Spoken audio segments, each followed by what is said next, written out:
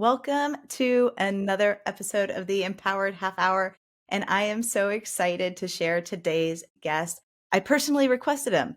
I did, though. So let me tell you how I found Marc. I had Bill Phillips on the podcast, and then we had Kim Corbin. They're all with New World Library. And as I got to talking to Kim, she's like, we have more authors. And I got to look at the spring catalog, and I saw Marc and his book, Finding Clarity, which I am going to show right here, and I'll probably show it again. But because I am a corporate girl who's also extremely spiritual, I was like, Marc has to come on this podcast. So Marc, I'm so happy to have you. Welcome to the Empowered Half Hour. Thanks, Becca. It's really a pleasure, really my pleasure to be here. Aw. And I would love to do you the honor of reading your bio so the audience gets to know you more professionally, and then we're going to dive right in.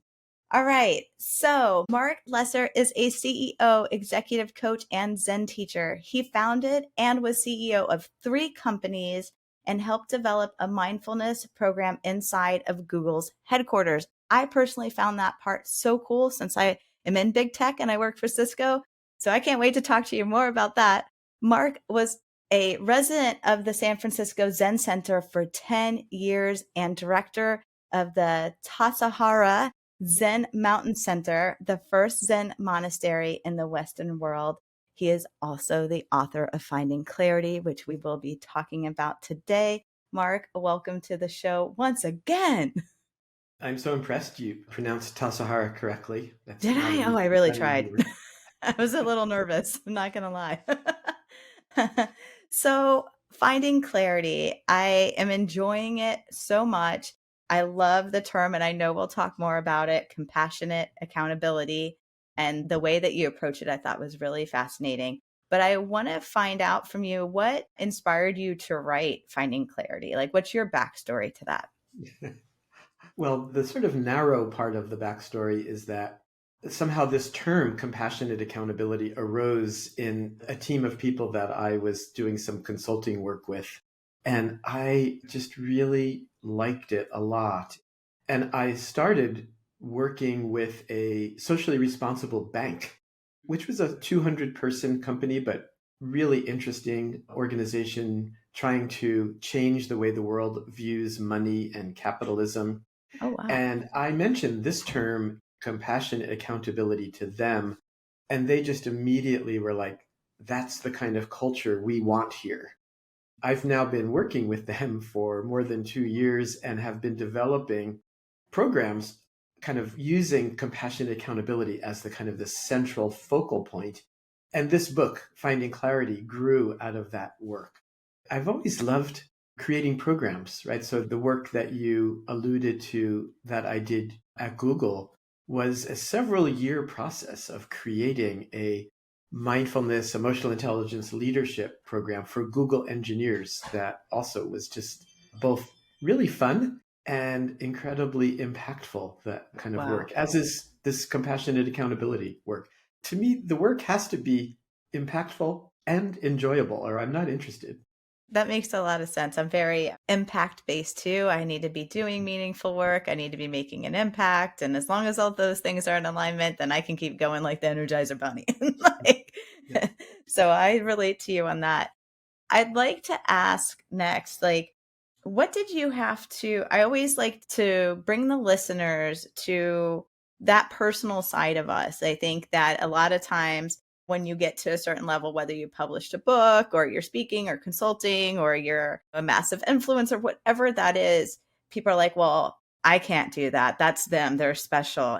I like this show because we bring like people who are doing extraordinary things, but we're all just real people. So I say that because I would love to hear, what did you have to overcome to be the Marc that you are today and to get to a point where you are sharing your insights with everybody? Well, many ways I could address that, but I'll tell a story, which is I love that stories. this is a story when I was in my early 20s. I was a young Zen student living at Zen Center Farm called Green Gulch Farm. And one of my sort of mentors, teachers, was a woman Zen teacher who was highly regarded. And one day she looked at me and said, Marc, you have a way of pissing away your power. I knew this wasn't a compliment. However, it turned out to be a tremendous gift and something that I'd say my whole life, and even to this day, the question of what is power, right? And I know what she meant by that. What I mean by power is being our full selves, right? Being confident and humble at the same time, Yes. not turning away from difficulty and conflict. And the fact that she said that I was pissing away my power, what power did she see in me that I didn't see in myself?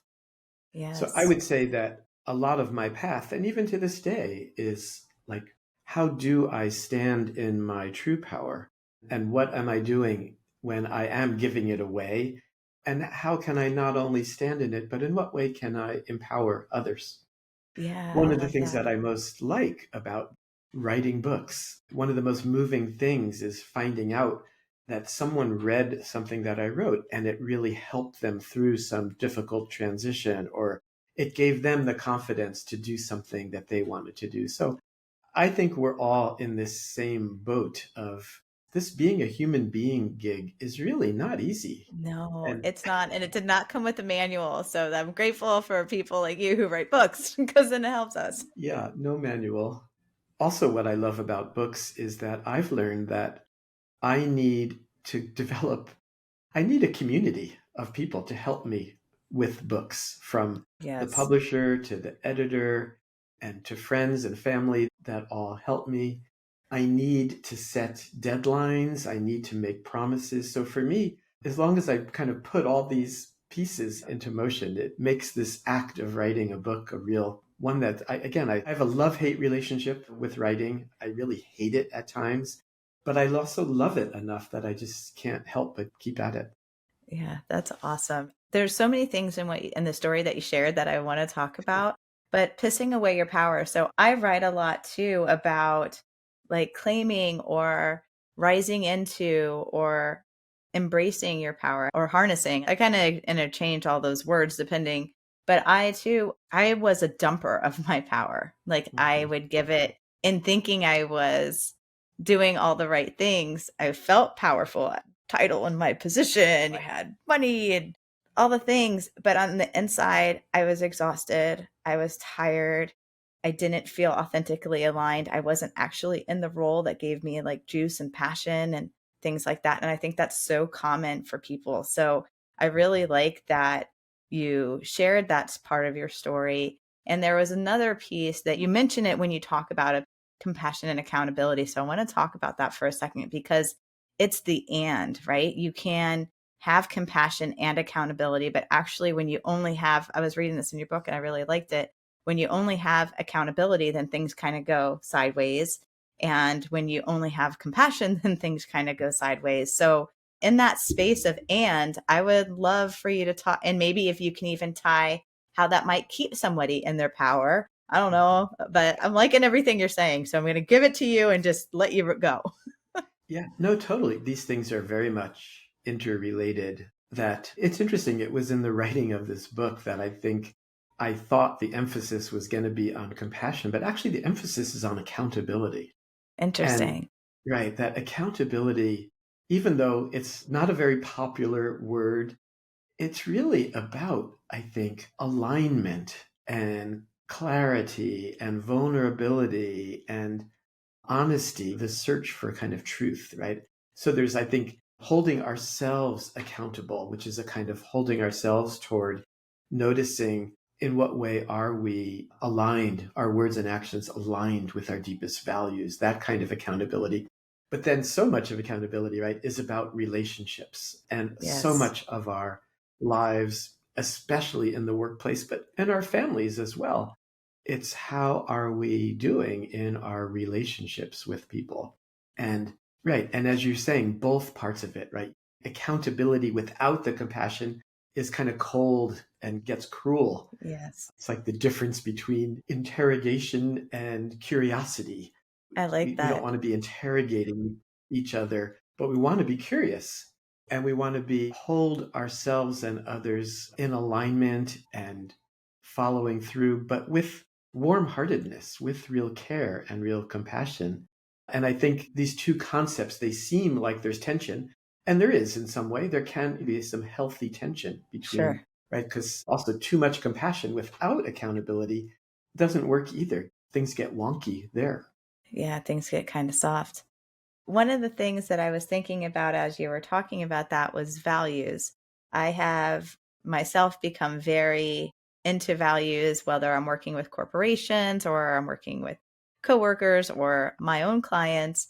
I have really brought in values into my work, and I feel that it is the missing component. And not like everyone has their own unique way of sharing things. So it's not knocking somebody who doesn't include values in their work, but I have found an amazing, more long term transformation when values are included. So I don't know if you would be open to sharing your take on values, why they're important, both for the person and the organization, really.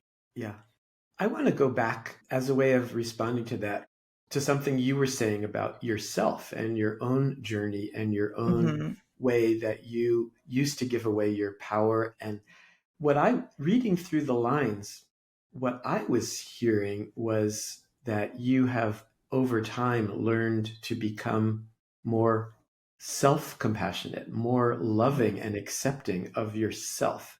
And there's actually really interesting research around the relationship of self love, self acceptance, and self compassion with effectiveness, and how it's actually much stronger than the usual kinds of positivity or kind of build. It's not about being positive or building yourself up, it's about loving yourself, It is. flaws and all.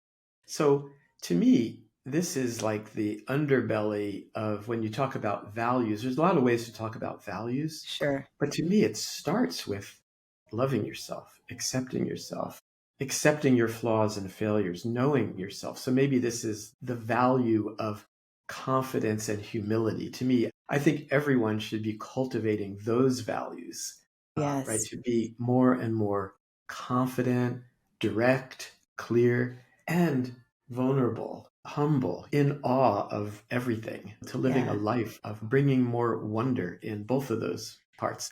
And not about finding some middle way. It's about like being really confident and being really humble. Absolutely. I want to give an example because you were picking things up correctly. And there's just an example I can share with the listeners as far as how this kind of comes into play. Like for me, one of my values is meaningful work, and it can show up as a negative by overworking, overcommitting. Like that's how I give my power away because I go all in. But on the other side of that, so I used to beat myself up saying that I was a workaholic, and I kind of had a negative self talk to it. But when I did my own values assessment and saw that meaningful work was actually one of my top three values, I was able to say, well, this is about, like you're saying, this is about alignment. I'm going to give my all because that's my wiring. And actually, that's a gift. Exploring values for me was totally about self love, self compassion, and then giving myself permission to align to work that really did feel meaningful and wasn't about a job title. I actually demoted myself after I explored all these things because I found something that made me more happy. It gave me more bandwidth to work on my passion projects. I get to podcast, write, and speak now. But that's how it played out for me in real life. I want to just mention, since you brought up values, and I think this is in my book, although I'm not sure. One of my favorite values exercises is to think of the three people in the world that you most admire or respect. And these can be living people, family members, historical figures, cartoon characters. It's a useful, quick way to get to, because when you say, what are your values, people can kind of just go blank, like, I don't Absolutely. I know. found that too. And it can become kind of an intellectual exercise. But if you say, who are the three people that you most respect, most admire, and you write down their names, and then you make little notes about, well, why did you choose them? What is it about what they did or said?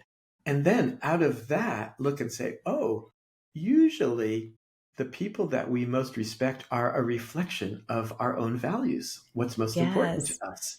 And you can use that to kind of prime the pump to get at like what it is. I've always found it. I've done this exercise with probably thousands of corporate people. all over the world. And it's super interesting, again, who people choose and why they choose them and how it helps in getting some sense of like, oh, yeah, this is what's really important to me. I mean, in some way, values seems like a very open-ended word, but if you say, what really matters to you? What's really important to you? Yes. What really are your priorities in this lifetime? I love that. And it was a very practical tip for the listeners too. So listeners, like do this as an exercise today. Get in there, pick your top 3 people that you admire and start jotting down why. And you might start to unpack some Yeah. meaning to you. Like Mark was saying, like, why does this matter to you? Why did you pick them? And you might start to learn some things about yourself. So I always love practical tips for the listeners. So thank Totally, you, Mark. totally. Yeah, no, you could take 5 minutes, just like, who are they? Who would you pick? I've always find it interesting, like, who would I pick? Like, just to go through, if you think about important family members or politicians or historical figures, like, man, it's wide open. Who is it? Yeah, and bringing that back to even the title of your book, Finding Clarity, it's exercises like this when you start to explore yourself that clarity comes. And when you were talking about compassion and accountability, that's where the individual accountability falls, that it's up to us to align to those things. A lot of times when you find that life is miserable and not going the way you want, well, you're not really doing the things or aligned to the things that matter to you most. And so then there's that game of reprioritizing life. But I like that you called it compassionate accountability because that's when we can look at ourselves and say, hey, well, I didn't know, but now I know and I can take action or something along those lines. Yeah, and I want to give a shout out to how hard it is to find, to be clear, right? I love actually the word clarity because we human beings we're just such amazing storytellers, right? And I think we tell stories with the motivation, often I think with the motivation of survival or being right, which can really take us down roads of not being so clear, especially in relationship. In fact, more and more, I think almost everything that we say in relationships should start with the story that I'm telling myself is that you don't like me and that's why you're always late, or I'm not a priority in your life, or you don't think I'm competent, whatever. But if you start with the story that I'm telling myself, Practical tip you number 2. it's just make the conversation go so much better because it means it doesn't have any blame to it. Yes. And actually, in some way, if you can say it in just the right way, it's both an expression of confidence and humility, right? It's confidence, like, I'm telling myself this story. This is how I see you. This is how I see the world. But the fact that I'm calling it a story means there may be more to it that meets the eye. Uh, Yeah. and this is almost always true in our relationships. There's more to our relationships than meets the eye, than our particular story that we're telling ourselves. Yeah, I love that so much. I'm big on stories too. It's even like I always say, like the Empowered Half Hour is a story-based podcast because I want to get in there. I want to hear the different stories. That's why I asked, like, what did you have to overcome? My next question for you is in the line of stories, like, have you learned? Like, what is a current aha that's come up for you lately? I feel like I was actually writing this morning about it's amazing time. It was almost exactly 6 years ago that I resigned from being CEO of a company that I started. And it was painful that there were some serious misalignments between people that I just was not able to work through. And it was the right decision for myself, but I really had to grieve. And I was writing this morning about transitions and how giving endings the right amount of weight, right? Like not Oh, avoiding my own grief, but realizing that this was part of a transition and that I needed to go through it and that I needed to then, and in some way, we're always in transition, right? So I'm in a transition in my life right now. On the one hand, I know exactly what I'm doing and I have work and relationships that I love and that are rich. And there's always that, like, kind of that, well, what's next? Where is this going? I'm already started, I have to say, on the next book, which is have you about really? transitions. It happens like that sometimes. Yeah. Yeah. And Yeah. of course, I'm very clear I have to be careful not to take away, like, because this book needs my full attention, right? I can't Yes, be distracted. So I need to make sure that I'm giving this book the attention and time and focus that it deserves. And it's okay to, at the same time, if I can, I love sort of making time for things. I do too. And it's really interesting, right? How we manage and navigate time and Hmm. space. Yeah, it's so interesting. I feel highly motivated right now to be super productive and efficient with how I'm using my time. And at the same time, I really like having time that I have to have time when I'm doing nothing. And, I think that's part such of a my, important. I yeah, didn't mean to interrupt you, but I always like that's when okay. there's like a nugget for the listeners. I Yeah, think yeah, that's so important. Time and space are the thing that we really need as humans and spirits and souls, like the most. And there is the side of us that needs to produce and the side of us that needs to nourish through rest and restoration. And for a lot of people, especially Americans, we're so on the go that I just wanted to call that out, that I think what you said yeah. is really important. Yeah. Well, thank you. And in the realm of clarity, I think usually our relationship with time and space are really skewed toward a certain cultural reality that I think is only very partial, only a part of the picture. This is where I get to be a Zen guy as well as a business guy and corporate guy, because this is one of the things I think that the Buddhism or the Zen world really has a very different take on. It's trying to, I think, get more to reality around that we humans are not bound by space and time in the way that we think we are. We are and we aren't. It's the aren't place like, well, we have amazing imagination. It's just the fact that we can imagine living outside of time and space and that we can, here I am on the other side of the country and you and I are having this conversation. Yeah. And people who are listening to this can be all over the world, like vastly shifting our usual relationship with time Yes. and space right now.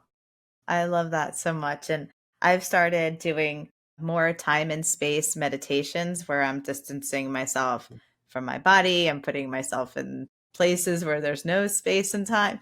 And it's just incredible, like when you can give yourself permission to be in the space, that space, the ideas and clarity that come in 2 or 3 days later after a deep meditation like that. I'm like, oh, wow.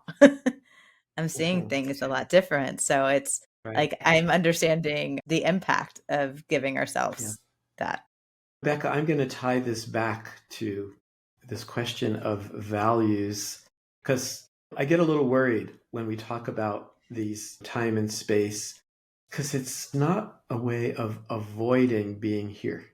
And it's Correct. certainly not a way of avoiding pain or challenges or difficulties. So I would say that two of my most sort of basic values I would describe as pain and possibility, right? So to not avoiding things that are difficult, conflicts, Sure. impermanence can be painful, right? Knowing that we're here on this Yeah. earth for a relatively short time. But at the other side of this coin, though, is possibility, right? And this is what the world of living outside of the usual space and time, the world of our imaginations. I think holding open the possibility of solving real problems, right? So when we look at things like climate change, man, it can be easy to be horrified and to feel the pain and grieve as we should. Yes, sure. But at the same time, to feel like, how can we find, what can we do? And to be able to see the possibility for change. Yeah. I love that you pulled up pain and possibility. And I knew I was going to enjoy interviewing you, but I have so enjoyed this interview too, because as I look at my own journey and what I've had to go through, I've lost both my parents at this point, and I lost my mom when I was in my early 20s, my dad in my mid 30s. I'm in my mid 40s now. So there's been times where I tried to pretend like the pain wasn't there, and there was times that I absolutely just had to address it. And I think that's just the duality of life. And sometimes people can get stuck in the pain and not see possibility. And then there's other people, like you said, that might lean more into the possibility, but they're not earthly touched into the pain. And you need both. Yeah. And it's oddly parallel to compassion and accountability. Yes. Because accountability is like, man, you have to look at the pain. You can't avoid it. Like that's part of the accountability. Yes. But you can at the same time do it with love. Feel the love. And this is where it gets really amazing, right? That the more we can lean into the pains of, right, losing our parents or the traumas that have happened in our lives, the love emerges, right? The love seems to somehow emerge. It does. It's incredible how resilient we are when we do the work. Yeah. Crazy. So I'd like to ask you one more question. We need to wind down because the half an hour is flying by, and but this is the Empowered Half Hour. So why are you passionate about this work? We've kind of answered it like throughout the interview, but just to have you summarize, why are you passionate about this work? I'm passionate about this work because it touches on what I think is a really important through line of this work is the individual work. It starts with the individual and their own state of mind, their own well-being, their own working with accepting ourselves and loving ourselves and finding a way to be healthy. It touches all of our relationships, whether at home or work, anywhere. And it also touches our wider communities and how we live in the community world, the political world. So it's that through line, I think, is really important and essential to be bringing awareness and to how we are showing up in all three of those spheres in our lives. And that's true even in your work life. There's the individual, there's the relationship, and there's the company. There's the company Yes. culture and how they're all influence each other and Yeah. to really be aware of the influence points there. Yeah. I thought you did a really good job of breaking that trilogy down in your book too. So if anybody wants to hear more, go pick up his book, Finding Clarity. You'll absolutely love it. So I have one more question, and this is going a little over, but then we'll close out with how everyone could follow you. So if someone was to take on compassion and accountability, how would it empower their life? Well, I think it's an ongoing practice, but I think it starts by noticing what's really most important to you. In what ways are you, what are your strengths and growth points in this realm of accountability? For me, it's been ongoing practice of not avoiding difficulty and conflict. I notice most people tend to either avoid or we either underreact or overreact. And it's kind of our fight, flight, or freeze nature. Sure. So I think the underlying practice, and we haven't used the word meditation, but to me, I think in order to skillfully maneuver, it's really important to have some kind of a practice, whether it's I would meditation agree. or yoga or whatever your practice is, where we can step out of the stream of the ongoing busyness and challenges of our lives. And then part of that practice, though, has to be how we're taking that spaciousness, that curiosity, what I would call that warm, bringing warm hearted curiosity into all our relationships and all parts of our lives. And this will transform your life if you can actually make this a high priority and a practice again and again. I just got the goosebumps. I love that. Well, Mark, we are at the bottom of the interview, but how can the listeners find you and find your book? Yeah, my website is marclesser.net, marclesser.net. And there's lots of writing there and guided meditations and information. And you can buy my book via the website as well. Thank you, Becca. I really appreciate Awesome. getting to hang Yes. out with you. Yeah, it was awesome. Thank you for coming on the Empowered Half Hour.